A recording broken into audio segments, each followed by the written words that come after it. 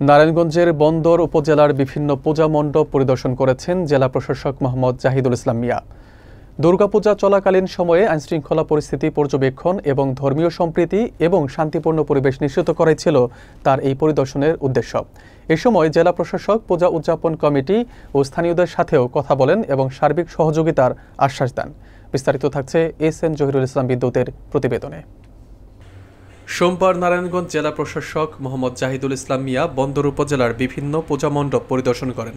তিনি লক্ষণখোলা ঢাকেশ্বরী মন্দির সহ অন্যান্য মণ্ডপে গিয়ে পূজা উদযাপন কমিটির সদস্য ও স্থানীয় জনগণের সাথে কথা বলেন। মন্দির পরিদর্শনের সময় তিনি পূজা চলাকালীন সার্বিক নিরাপত্তা, শৃঙ্খলা এবং শান্তিপূর্ণ পরিবেশ বজায় রাখতে প্রশাসনের পক্ষ থেকে সর্বাত্মক সহযোগিতার আশ্বাস দেন। এছাড়া তিনি সকলকে ধর্মীয় সম্প্রীতি, শান্তি ও ভ্রাতৃত্বের বন্ধন অটুট রেখে আনন্দমুখর পরিবেশে দুর্গোৎসব উদযাপন করার জন্য আহ্বান জানিয়েছেন। এ সময় তার সঙ্গে সরকারি কর্মকর্তারাও উপস্থিত ছিলেন।